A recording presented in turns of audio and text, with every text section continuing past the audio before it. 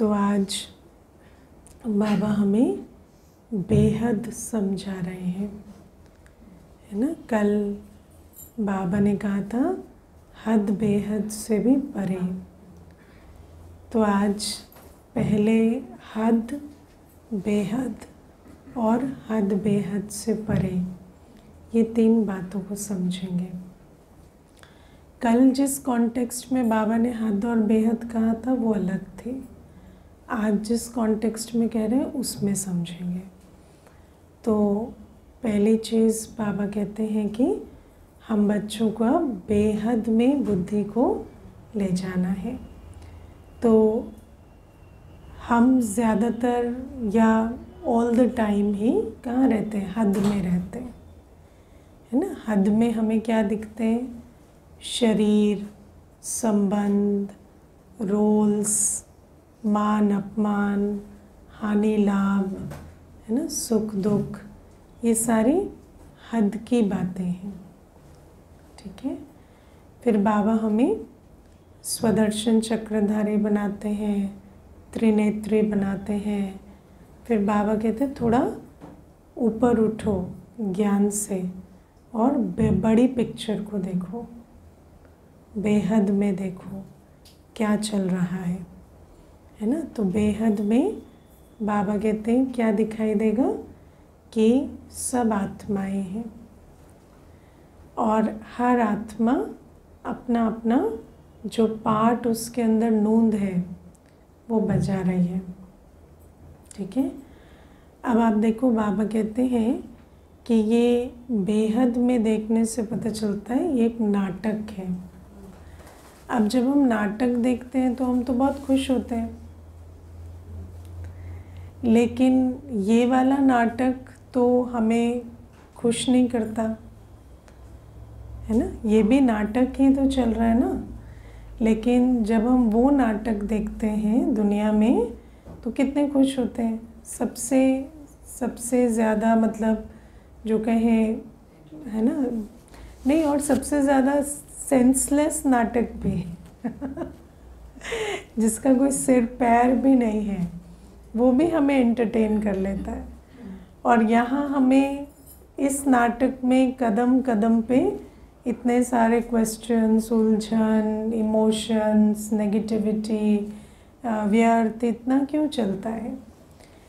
क्योंकि जब हम नाटक देखते हैं ना तो हम नाटक में किसी कैरेक्टर को एक्सपेक्टेशन के फिल्टर से नहीं देखते। हम नाटक में जो कैरेक्टर जैसा है उसको वैसे देखते हैं, है ना। इसी को कहते हैं साक्षी स्थिति। साक्षी स्थिति माना क्या होता है? आप वो नहीं देख रहे जो आप चाहते हैं, है ना, लेकिन वो देख रहे हैं जो है। और जब हम वो देखते हैं जो है, आप हर कैरेक्टर को ऑब्जर्व कर रहे हैं, है ना। एक नाटक में आप सोचो, जब एक नाटक शुरू होता है तो मान लो 1 घंटे का नाटक है तो आपको 10-15 मिनट ऑब्जर्व करने में लगते हैं कि इस कैरेक्टर की क्या क्वालिटीज़ हैं, इस कैरेक्टर के अंदर क्या। और हम लोग जितना जो कैरेक्टर डिफरेंट होता है उसको कहेंगे वो इतना इंटरेस्टिंग है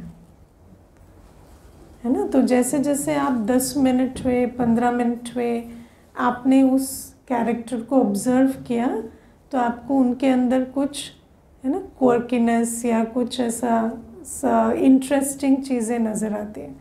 और फिर आप उसमें बहुत खुश होते हैं कि अच्छा इसके अंदर ये एक नई चीज़ है, देखो इसका कैरेक्टर ना ऐसा है। लेकिन जब हम इस बेहद के नाटक को हद में आकर देखते हैं, क्योंकि हम बेहद में नहीं रहते, बेहद में रहें तो हमें नाटक की तरह हम इसे देखेंगे। और नाटक की तरह देखने में हमेशा मज़ा आता है ना। आप देखो जहाँ पर आप साक्षी हो जाते हैं, जैसे बाबा कई बार हमें कहते हैं आप किसी के घर 2 दिन घूमने गए, ठीक है, आपकी वहाँ कोई एक्सपेक्टेशन नहीं है ना, आप वहाँ बस रह रहे हैं, तो वहाँ वो आपस में लड़ रहे हैं, आप एंटरटेन हो रहे हैं, है ना, क्योंकि आप वहाँ पर क्या है, साक्षी है। आपको लग रहा है ये not my circus, not my monkeys, है ना,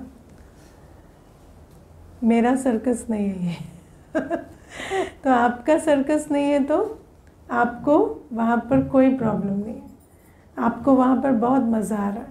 वो एक दूसरे के बाल नोच रहे हैं, आप देख रहे हैं, अरे रुक जाओ, क्यों ऐसे कर रहे हो, है ना, क्योंकि आपको वहाँ कोई प्रॉब्लम नहीं। लेकिन जहाँ हद आ जाती है, हद माना मैं और मेरा, है ना, ये मैं ये मेरा, वहाँ पर आप कोई भी चीज़ को ऑब्जर्व नहीं कर रहे, आप हर चीज़ को एक फ़िल्टर लगा कर देख रहे हैं जो आप चाहते हैं बनाना, और फिर आप जिस भी चीज़ को देख रहे हैं उसमें आपको कोई प्रॉब्लम, कोई परेशानी, कोई इम्परफेक्शन, कोई गलती, कोई एरर, कुछ ना कुछ कमी, कमज़ोरी, सब कुछ नज़र आ रहा है। क्यों? क्योंकि आप वो देख ही नहीं रहे जो हैं, आप तो ये देख रहे हैं जो मैं चाहता हूँ वो ये नहीं है, और जब वो नहीं है तो आपको बहुत सारे इमोशंस आ रहे हैं, है ना। तो ये जो सारा गेम है ना, ये प्रिसाइजली क्या है कि who they are vis-a-vis who you want them to be, ठीक है। और जब आप who they are देख रहे हैं तो मज़ा ही मज़ा है, हर कोई बहुत इंटरेस्टिंग है। लेकिन जब आप वो देख रहे हैं कि मैं तो ये चाहता हूँ कि ये बने, और फिर आपके पास तो 1000 रीजंस है ना क्यों आप राइट हो ऐसा सोचने में, क्योंकि सोशल, रिलीजियस, प्रोफेशनल, है ना, इंस्टीट्यूशनल, इतनी सारी जो जस्टिफिकेशन है उसकी कि इस प्रोफेशन में अगर ऐसे नहीं होंगे तो कैसे चलेगा, इस इंस्टीट्यूशन में तो ऐसे ही रहना होता है, इस प्रोफेशन में तो ऐसा चलना होता है, इस धर्म में है तो ये ऐसा ना करें तो ये तो अधर्मी हो गए, है ना, समाज के इस फैब्रिक में फिट नहीं होते तो ये तो फिर ठीक नहीं है ना, इस संबंध में हस्बैंड तो हस्बैंड जैसा होना चाहिए ना, वाइफ वाइफ जैसे होने चाहिए, ये कौन है नई चीज़, है ना? बच्चे बच्चे जैसे नहीं है ना, बच्चे माँ बाप बने पड़े हैं तो बच्चा थोड़ी है वो। तो ये जो सारी प्रॉब्लम है वो ये है कि हम वो नहीं देख रहे जो वो है, और आप कितना भी उस फिल्टर से देखते रहो, जूझते रहो, उनको पीटते रहो, खुद को पीटते रहो, फाइनली वो जो है वही है ना। और वो आपके साथ क्यों है? आपका हिसाब किताब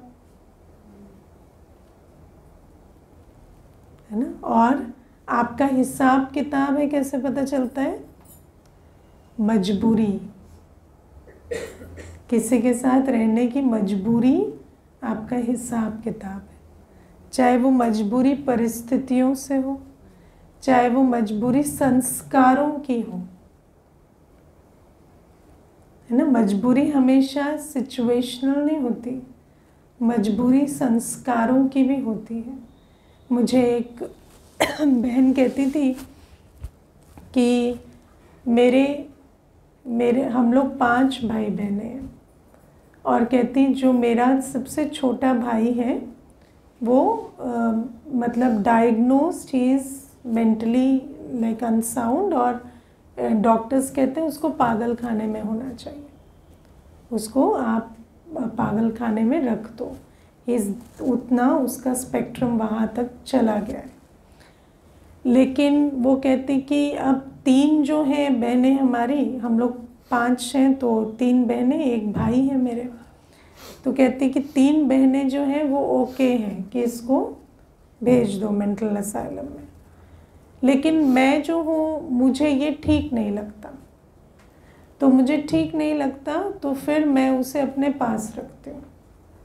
अब मैं उसे अपने पास रखती हूँ तो I don't have a life, मेरी लाइफ बहुत डिफ़िकल्ट है। तो फिर वो कहती आपको इसमें कुछ कहना है? तो मैंने कहा नहीं। तो कहती कि पर क्या ये राइट है, क्या ये रॉन्ग है?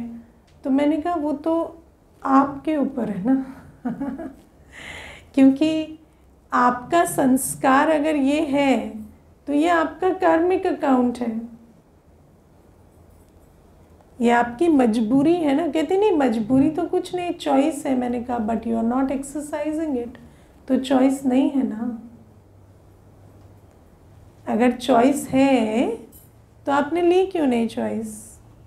तो चॉइस है पर आपके लिए कोई चॉइस नहीं, क्योंकि आपका संस्कार ही आपकी चॉइस को नो चॉइस बनाता है। तो जब आपका जो संस्कार है उस आधार से जो आपकी जो भी आपका आप कहेंगे वो आत्मा डिफ़िकल्ट है, वो ऐसा है, लेकिन वो आपका कार्मिक अकाउंट है। आप तो ऐसा ही कहेंगे, क्योंकि जो कार्मिक अकाउंट नहीं होता तो आप इतना मजबूर फील नहीं करते कि मुझे रखना ही पड़ेगा। 3 ने तो छोड़ दिया ना, उनका कार्मिक अकाउंट नहीं है। तो कहती पर वो भी तो बहनें हैं, उनकी ड्यूटी है। मैंने कहा आप ये सॉन्ग ज़िंदगी भर गा सकते हैं, आप ये गाना सारी ज़िंदगी गा सकते हैं। वो गलत है, मैं राइट हूँ, उनको करना चाहिए, वो कंट्रीब्यूट नहीं कर रहे, वो कोऑपरेट नहीं कर रहे। मैं आप ज़िंदगी भर ये गाना गा सकते हैं, पर इससे कुछ नहीं होगा, है ना। तो ये जो हमारे जो वो हैं और जो हम हैं है ना, और हम कहते हैं कि वो ठीक नहीं है, पर फिर वो ठीक नहीं है तो भी आप उनके साथ क्यों हैं? क्योंकि कर्म बंधन है, और वो कर्म बंधन सिर्फ परिस्थिति से नहीं होता, संस्कारों से भी होता है।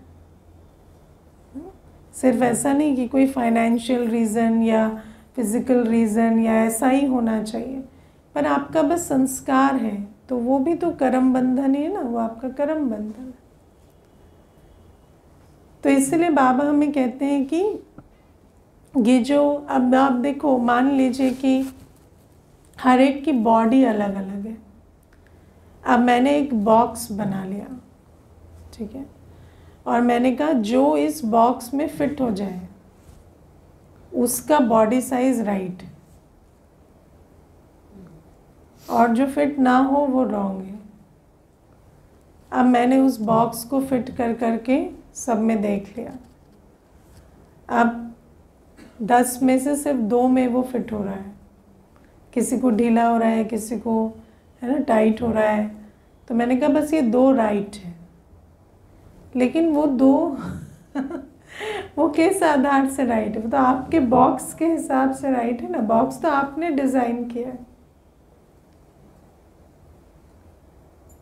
तो हम सारे दिन ये कर रहे हैं, और इसीलिए हम जब किसी को भी देख रहे हैं, किसी के साथ भी संपर्क में आ रहे हैं, तो हम ये देख ही नहीं पा रहे कि वो एक्चुअली कौन है और वो क्या कर सकते हैं, क्योंकि हमें तो बस वो चाहिए जो हम उनसे एक्सपेक्ट करते हैं, उन्हें बनाना चाहते हैं। इसीलिए हमें किसी के गुण नहीं दिखाई देते, है ना, क्योंकि गुण तो तब दिखेंगे ना जब ऑब्जेक्टिवली देखेंगे। हम ना ऑब्जेक्टिवली किसी को देख रहे हैं, ना किसी को अप्रिशिएट कर रहे हैं, और फिर हम बहुत सारा दे अभिमान भी रखते हैं कि है ना हम ही हैं जो इनको झेल रहे हैं, इनके साथ चल रहे हैं। क्यों झेल रहे हैं? छोड़ दीजिए ना। तो आप झेल रहे हैं क्योंकि वो आपके पास कोई चारा नहीं, है ना। और अगर आप सच में भगवान के लिए झेल रहे हैं तो भगवान तो उसका पदम गुणा देता है। लेकिन मोस्टली क्या, ऑलमोस्ट नेवर हम जहाँ भी एडजस्ट कर रहे हैं, हालांकि हमें बाबा शक्ति देते हैं, सहन शक्ति, समाने की शक्ति, पर हम उसे बाबा के लिए यूज़ नहीं करते, हम तो अपने स्वार्थवश ही यूज़ कर रहे हैं,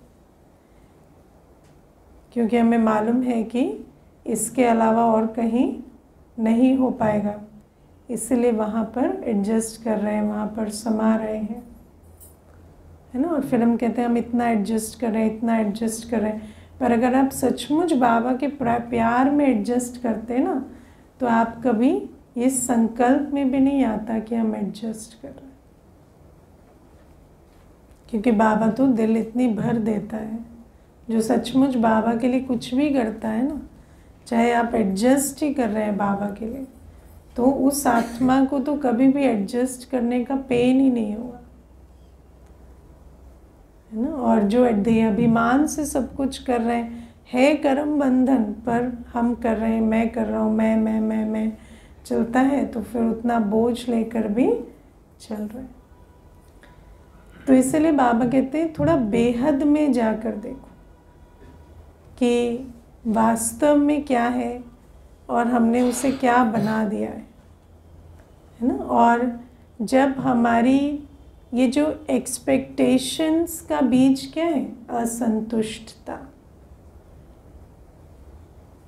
आप भले एक्सपेक्टेशन के कितने भी कारण दें, पर एक्सपेक्टेशन आती है असंतुष्टता से, आंतरिक असंतुष्टता। और जहाँ एक्सपेक्टेशन नहीं है वहाँ कंप्लेंट नहीं होती, और जहाँ एक्सपेक्टेशन है वहाँ कंप्लेंट ना हो, ऐसा हो नहीं सकता। और एक्सपेक्टेशंस बाहर क्यों होती है, क्योंकि अंदर खालीपन, और अंदर के खालीपन को हम भरते नहीं हैं, है ना। बाहर की बातों में बहुत पड़े रहते हैं, ये ऐसा हो जाए, वो वैसा हो जाए, ये थोड़ा सा ठीक हो जाए, वो थोड़ा सा रिफॉर्म हो जाए तो जीवन ठीक हो जाए। पर बाबा ने आज कहा ना कि संतुष्ट रहना। और संतुष्टता कैसे आती है? संतुष्टता आती है जब हम बाबा के साथ सर्व प्राप्तियों का अनुभव करते हैं। जब एक बाप से अपने दिल को भरपूर करते हैं ना, तो हमें फिर हर एक के साथ हम चल सकते हैं, क्योंकि अंदर फुल है, तो हमारी कोई एक्सपेक्टेशन, कोई कंप्लेंट किसी से नहीं, है ना। कंप्लेंट चलती है ना सारे दिन, कंप्लेंट चलती है क्योंकि असंतुष्टता है। और असंतुष्टता इसलिए है क्योंकि एक बाप से, देखो बाबा 24/7 हमारे लिए बैठा रहता, और हम बाबा के पास जाते ही नहीं। मुझे याद है जब मैं नई ज्ञान में आई ना, तो कोई एक सिचुएशन थी जिसमें मैं बहुत परेशान हुई, और फिर हफ्ते बाद मुझे याद आया कि मैं थोड़ा योग कर लूं, क्योंकि कोई कुछ और बचा नहीं था थकने को, दौड़ने को, भागने को। तो एक हफ्ते तक तो मैंने सब कुछ ट्राई किया। फिर जब मैं हार गई, थक गई, तो मैंने सोचा चलो आज थोड़ा योग ही कर लेते हैं। तो मैं जैसे ही योग में बैठी, तो आप 1 घंटे के बाद ऑलमोस्ट मुझे, आप समझ लो कि क्लैरिटी, सल्यूशन सब कुछ मिल गया था। तो मैंने ना बाबा को बोला, बाबा आप मुझे तंग करते हो, है ना, क्योंकि छोटे होते तो कैसे बात करते, बाबा आप मुझे तंग करते हो, आप मुझे 1 हफ्ते तक तंग करते रहे, और उसके बाद आज आपने मुझे सल्यूशन दिया, है ना। आप मुझे पहले भी तो सल्यूशन दे सकते थे ना। तो मुझे बाबा ने क्या कहा पता है? तुम आई 1 हफ्ते बाद, तुम बच्चे हफ्ते बाद आए। तो मुझे उस मोमेंट पे रियलाइज़ हुआ कि एक्चुअली मैं 1 हफ्ते तक मैंने ना अमृत वेला किया, ना मैं 2 मिनट भी बाबा की याद में बैठी, ना मैंने कुछ भी किया। मैं 1 हफ्ते बाद आई हूँ बाबा के पास, है ना। तो बाबा हमें कहते हैं कि मैं 24 घंटे तुम्हारे साथ रहता हूँ, तुम मेरे साथ रहते ही नहीं, और मेरे साथ नहीं रहते हो तो डिप्लीट होते रहते हो, मेरे साथ रहते हो तो भरपूर होते हो। हमें ऐसा लगता है कभी कभी कि बाबा के साथ नहीं होते तो भरपूर नहीं होते, लेकिन बाबा के साथ नहीं रहते तो डिप्लीट होते रहते हैं, क्योंकि गिरती कला का युग है। तो जितनी देर हम बाबा के साथ नहीं है उतनी देर गिरना गिरना गिरना होता रहता है। तो बाबा इसलिए हमें कहते हैं कि मेरे से सर्व संबंध सर्व प्राप्तियों की अनुभूति करते हुए हमेशा देखो बाबा वर्षा कर रहे हैं, सुख की, शांति की, स्नेह की, समझ की, शक्ति की मुझ पर वर्षा कर रहे हैं, और मैं आत्मा उसे धारण कर रही हूँ। जितना इसको धारण करते जाएंगे ना, अंदर दिल भरपूर होती जाएगी। काम करते हुए बाबा कहते हैं ना, हाथ काटे दिल याद, काम काज कर रहे, लेकिन बाबा की छत्र छाया, बाबा की उस स्नेह शक्ति की वर्षा को अनुभव करते रहे, है ना। और सर्व संबंधों का सुख बाबा दे रहे है ना। बाबा का मेरे सर पर हाथ भी है, मेरे चारों तरफ सुरक्षा कवच भी है, बाबा मुझे माता की तरह एक्सेप्ट भी कर रहे हैं, पिता की तरह निश्चिंत भी बना रहे हैं, टीचर की तरह मुझे पढ़ाई भी पढ़ा रहे हैं, गाइड भी कर रहे हैं सतगुरु की तरह।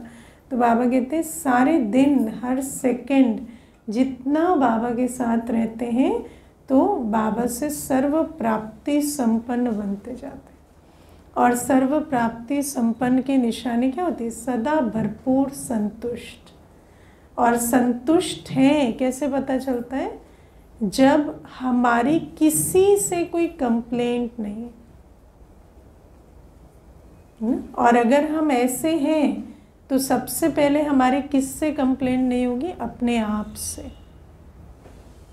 स्व से संतुष्ट, स्व से सदा संतुष्ट। क्योंकि जो आत्मा सेकंड बाय सेकंड बाबा के साथ रहती है उसके अंदर कभी ये नहीं आएगा कि है ना मैं ये नहीं कर रहा, वो नहीं कर रहा, अंदर से संतुष्ट होता है। और सामने भी चाहे कोई आत्मा कैसा भी पार्ट बजा रही, हमें उससे कोई प्रॉब्लम नहीं, है ना। और वैसे भी अगर आप टेक्निकली देखो तो कोई आत्मा जो उल्टे कर्म कर रही है, आप विचार कर सकते हो वो अपने कर्मों के कारण कितना सफ़र कर रही है। आपकी तो उसको ज़रूरत ही नहीं है सफरिंग के लिए, आप क्यों उसमें अपना कंट्रीब्यूशन दे रहे हैं? हर आत्मा जो कर रही है उस आधार से वो ट्रिमेंडसली सफ़र कर रही है ना। आज मनुष्य जितना सफ़र कर रहा है ना उसका आप अंदाज भी नहीं लगा सकते। सोचो मनुष्य अकेले बैठ नहीं पाता है आज, अंदर इतनी हलचल है, उसको कांस्टेंट डिस्ट्रैक्शन चाहिए। एक भाई है, आता है ना तो 2 मिनट अगर उसको वेट करना पड़ जाए, जैसे वो बिना बोले आता है ना, है भी कुमार, कॉलेज गोइंग स्टूडेंट है, 2 मिनट उसको वेट करना पड़ जाए ना, वो 2 मिनट में 20 सवाल पूछता है। अभी नहीं हो पाएगा क्या? लेट हो गया क्या मैं? अच्छा अभी चला जाऊँ क्या? कल आ जाऊँ? अच्छा अभी दीदी कर क्या रहे वैसे, है ना, कितना टाइम लगेगा आप बता सकते हैं? He does this. तो आप सोचो, मुझे किसी ने कहा ये 2 मिनट में इरिटेट कर देता है। मैंने कहा आप तो छोड़ो, आप इरिटेट हो रहे हो, उसका हाल सोचो। मैंने जिन्होंने मुझे कहा, मैंने कहा आप ऐसे किसी को 2 मिनट में 20 सवाल पूछ सकते हो? तो बोले नहीं। तो मैंने कहा आप सोचो कि उस आत्मा को कितनी तकलीफ है कि वो एक सेकंड भी, और अगर वो बोल इतना रहे तो सोच किस गति से रहे। और वो यहाँ थोड़ी सोच रहे हैं, वो तो ऑल द टाइम सोच रहे हैं। तो जस्ट इमेजिन, है ना, हम तो किसी के सर के अंदर घुस नहीं सकते ना। अगर देखें तो आज आत्माओं का क्या बुरा हाल है। है ना। तो बाबा हमें कहते हैं तुम्हें तो ये ज्ञान है, तो तुम्हें कितना रहमदिल होना चाहिए कि हर आत्मा जिस प्रकार से सफ़र कर रही है, फिर तुम उनसे कंप्लेंट रखो। ज्ञानी को शोभा देता है? तुम उनसे क्या कंप्लेंट रखते? तुम्हारे को तो सब कुछ मिला, बाबा तुम पर बरसा रहा है खजाने ना। तुम्हें किसी से कंप्लेंट रखने का अधिकार नहीं है ना। कंप्लेंट के संकल्प, कंप्लेंट के शब्द है ना हमारे अंदर नहीं आने चाहिए। तो बाबा कहते हैं ऐसे स्वयं से संतुष्ट और सर्व से संतुष्ट, और तीसरी निशानी क्या होती है संतुष्ट आत्मा की? वो सर्व को संतुष्ट करने का पुरुषार्थ करते है ना। कोई 2 मिनट नहीं वेट कर सकता तो ऐसा नहीं चलो 5 मिनट वेट कराते उनको और तंग हुए। अगर उसको तकलीफ है तो ठीक है ना, हम जितना अर्ली जा सकते हैं, बात कर सकते हैं, कर ले। तो कोई आत्मा के साथ हम जब संबंध संपर्क में आते हैं तो हमसे जो हो सके हम उसको संतुष्ट करने के लिए करें, अपनी मर्यादा में रहते हुए, अपनी है ना समय शक्ति को देखते हुए। हमारे को किसी को तंग करने का संकल्प ना, है ना। तो बाबा हमें कहते हैं ये निशानियां होती हैं सर्व प्राप्ति स्वरूप आत्मा की। जानबूझकर किसी को तंग करना, दुख देना, किसी को और इरिटेट करना, असंतुष्ट करना, ये हमारे काम नहीं होते है ना। वो अलग बात है कि कभी नहीं कर पा रहे, वो अलग चीज़ है, आपका टाइम एनर्जी अलाउ नहीं कर रहा, कोई और बात है। लेकिन किसी को जानबूझकर असंतुष्ट हम नहीं करते। हमें मालूम पड़ा कि इस आत्मा को ऐसे संतुष्ट किया जा सकता है और छोटी सी बात है तो कर देते। तो बाबा हमें कहते हैं स्वयं से संतुष्ट, सर्व से सदा संतुष्ट, और सर्व को संतुष्ट करने की भी सदा लगन हो। तब कहते हैं कि हाँ ये संतुष्ट मणि है। और फिर बाबा कहते हैं ऐसे बच्चे जो होते हैं उनको रिटर्न में क्या मिलता है? वो सर्व के प्रिय होते हैं, स्वयं के प्रिय होते हैं, और बाप के तो अति प्रिय होते हैं, है ना। तो अगर हम स्वयं सर्व के प्रिय नहीं हैं तो इसका मतलब है कि हम संतुष्ट रहकर संतुष्ट करने की लगन नहीं रखते। कोई हमें 1000 बार भी कोई बात कह रहा है तो हम कहते नहीं, हमें तो जो ठीक लगता है हम वही करेंगे, हम आपको संतुष्ट नहीं करेंगे, है ना। क्योंकि अंदर असंतुष्टता है तो बाहर जिद दिखाई देती है। किसी के हिसाब से हम नहीं चलेंगे, हम अपने हिसाब से चलेंगे। तो फिर क्या होता है? कॉन्फ्लिक्ट होता है, रिफ्ट होता है, और छोटी छोटी बातों में रिफ्ट होते हैं। क्यों होते हैं?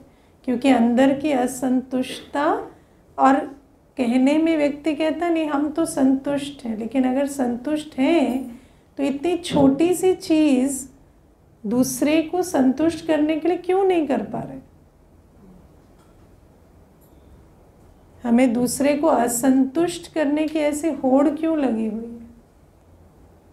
और अगर ऐसा है तो फिर हम क्यों सोचते हैं हम किसी के प्रिय रहेंगे? और अगर जहाँ रहते हैं वहीं दुश्मन बनाएंगे कॉन्फ्लिक्ट क्रिएट करेंगे तो झेलने कौन आएगा? कोई बाहर से आएगा? खुद ही आएंगे।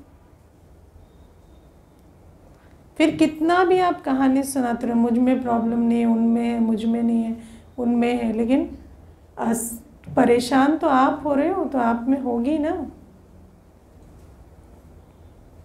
बिना कर्म के तो कोई फल नहीं मिलता। तो कर्म बहुत सूक्ष्म होते हैं ना, कर्म बहुत सूक्ष्म होते हैं। किसी से बार बार टकराना, किसी को तंग करना, है ना, कोई 1000 बार एक बात पॉइंट आउट करे तो भी उसे करेक्ट ना करना, ये सब क्या है? ये सब तो अंदर असंतुष्टता और बाहर जिद की निशानी, और उस जिद से कुछ नहीं मिलता। तो बाबा कहते हैं बच्चे जो ऐसे होते, सर्व प्राप्ति संपन्न संतुष्ट रहते, वो सर्व से संतुष्ट रहते, सर्व को संतुष्ट करते, स्वयं से भी संतुष्ट रहते, और सर्व के प्रिय, बाप के प्रिय और अपने आप के भी प्रिय बनते हैं। तो ये भी बाबा समझाते। फिर बाबा बेहद की बात जो हमें बताते हैं, तो बेहद में एक तो हम जब देखते हैं तो ये नाटक है और सब एक्टर्स हैं। हम चोला नहीं, चोले के पीछे जो एक्टर है उसको देखते हैं, हर एक के वैरायटी पार्ट को समझ कर चलते हैं, ऑब्जर्व करके चलते हैं, उसको एक्सपेक्टेशन के फिल्टर से नहीं देखते। दूसरा, जब आप बेहद में खड़े होकर देखते हैं तो आपको ये सारा नाटक दिखाई देता है कि सतयुग, त्रेता, द्वापर, कलयुग, संगम युग, फिर सतयुग, त्रेता, द्वापर, कलयुग, संगम युग, ये इस प्रकार से ये नाटक चलता रहता है ना। और इस नाटक में आपको ये दिखाई देता है कि सतयुग पार हुआ, त्रेता पार हुआ, द्वापर पार हुआ, कलयुग पार हुआ, अभी संगम युग पर अब जब बेहद में देखते हैं तो ये क्या है? ये संगम युग है ना। हद की दृष्टि से क्या है? कलयुग है। और बेहद में देखते हैं तो ये संगम युग है। और समय की पहचान क्यों चाहिए होती है? समय और कर्म का हमेशा कनेक्शन होता है। अगर आपको कोई काम ना करना हो तो आपको घड़ी चाहिए? आप हॉलीडे पे जाते हैं, घड़ी की ज़रूरत पड़ती है? हॉलीडे पे घड़ी नहीं चाहिए होती। समय की पहचान कर्म के लिए चाहिए होती। अगर आप एक मीटिंग में हैं तो आपको पूरी मिनट बाय मिनट घड़ी चाहिए। तो इसीलिए जब हम संगम युग को पहचानते हैं तो हमें संगम युगी कर्मों पर अटेंशन होता है ना। कौन सा समय है के बाद नेक्स्ट प्रश्न क्या? मुझे क्या करना है। एक फार्मर होता है, वो सीजन्स की पहचान, मौसम की पहचान क्यों रखता है? क्योंकि सीजन, मौसम, समय के आधार से उसको बीज बोने हैं, फसल उगानी है, काटनी है।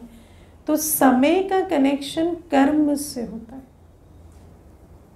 बाबा हमें समय की पहचान इसलिए देते हैं कि हम बार बार बुद्धि में ये बेहद के चक्र को लाकर समझ सकें कि अभी कौन सा समय चल रहा है, और मैंने इतनी लंबी यात्रा की है और मुझे इसके आगे क्या, कहाँ जाना है, तो मुझे अभी क्या करना है जो मैं वहाँ जा सकूँ,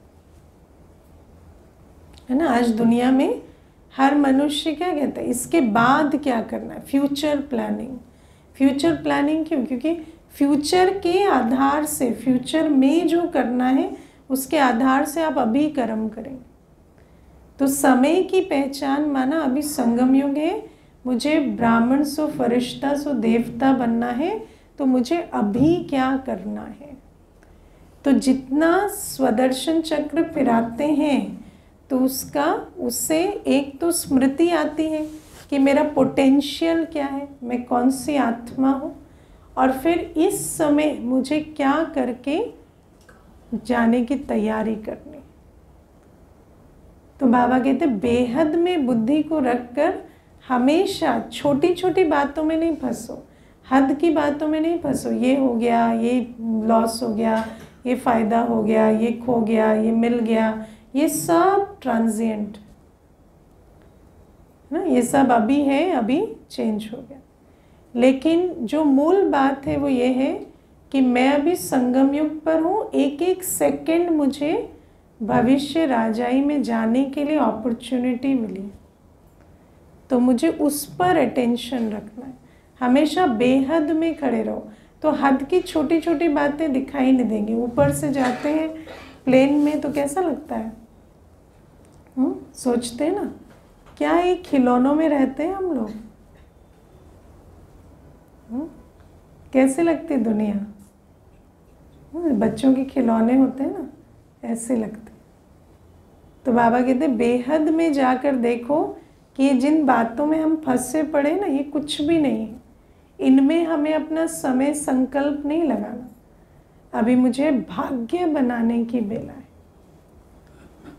तो बाबा कहते बेहद में बुद्धि को लेके जाना है, और बेहद में ले जाएंगे तो हद से छूटेगी, है ना। हम चाहते हैं हद से छूटे, लेकिन हद से छूटेगी कैसे? जब बेहद में जाएंगे। जब ऊपर चले जाते हैं तो नीचे की बातें सहज, है ना, छोटी दिखाई देती। तो बाबा कहते हैं ये बेहद का अभ्यास, हद और बेहद। फिर कल बाबा ने कहा हमें हद और बेहद से भी पार जाना है। और आज भी बाबा ने कहा बाजोली खेलते खेलते हल्के हो जाते हैं, और हल्के होकर बिंदु बनकर उड़ जाना है ना। तो जितना हद से बेहद में आएंगे, फिर बेहद में बहुत बेहद का चक्र फिराएंगे ना, तो हद बेहद से भी पार चले जाएंगे। जैसे जब एक 5 रंगों की प्लेट को बहुत जोर से घुमाते हैं तो कोई रंग और दिखाई नहीं देते ना। ऐसे जब बार बार स्वदर्शन चक्र फिराते हैं ना, तो उस चक्र से भी परे चले जाते हैं। समझे कैसे? देखो, जैसे जब मैं स्वदर्शन चक्र फिराती हूँ तो मुझे याद है, मैं पहले तो ऐसे अभ्यास करते ना, परमधाम से आए, सतयुग में आए, फिर त्रेता, द्वापर, कलयुग, संगम युग करते करते मुझे एक दिन बुद्धि में आया कितना पॉइंटलेस है सब कुछ। हम देवता थे तो क्या, पूज्य थे तो भी क्या, कलयुगी है तो भी क्या, है ना। तो आपको अल्टीमेटली समझ में आता है कि ये सब कुछ सिर्फ एक्ट है। और आप हैं कौन? आप एक आत्मा है ना। सत्युग आपका सत्य है क्या? टेम्पररी सत्य। जैसे कलयुग आपका टेम्पररी सत्य है, ऐसे सत्युग भी आपका टेम्पररी सत्य है। 2500 वर्ष आप सत्युग त्रेता में रहते हैं, 2500 वर्ष द्वापर कलयुग में रहते हैं, इक्वल रहते हैं। तो हम देवताई कैसे हुए और कलयुगी कैसे नहीं हुए? दोनों ही है ना। तो जब आप बहुत स्वदर्शन चक्र फिराएंगे ना, तो आपको धीरे धीरे समझ में आता है कि ये सब कुछ सिर्फ मुझे अभी आगे जाने के लिए समझना है। तो जब हम इसको ध्यान से अंडरलाइन करना, जब हम पाठ बजाते हैं तो हमें बेहद में रहकर पाठ बजाना है, और जब हम योग करते हैं तो हमें हद बेहद से परे चले जाना है।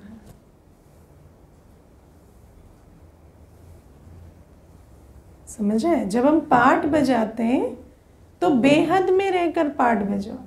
मैं देवताई आत्मा, मेरे अंदर वो गुण है, वो पोटेंशियल है। मैं संगम योगी ब्राह्मण हूँ, शिव बाबा मेरे साथ बैठे। लेकिन जब आप योग करते हैं तो हद बेहद से भी परे चले, वहां पर अनुभव करो कि ये सारे चक्र से भी मैं बाहर हूँ। मैं तो सिर्फ एक आत्मा हूँ, मेरे सर्व संबंध शिव बाबा से, है ना। क्योंकि चक्र भी यहाँ है, आपकी ओरिजिनल स्टेट में कोई चक्र नहीं है। सिर्फ एक आत्मा और बाबा। और जब आप उस स्थिति में रहते तब आपका रिचार्ज होता है ना। स्वदर्शन चक्र फिराने से आपको स्मृति आती है, और स्वदर्शन चक्र से भी परे बाबा की याद में रहने से समर्थी आती है। तो जब पाठ बजाते हैं तो बेहद में रहकर पाठ बजाओ, हद से निकलो।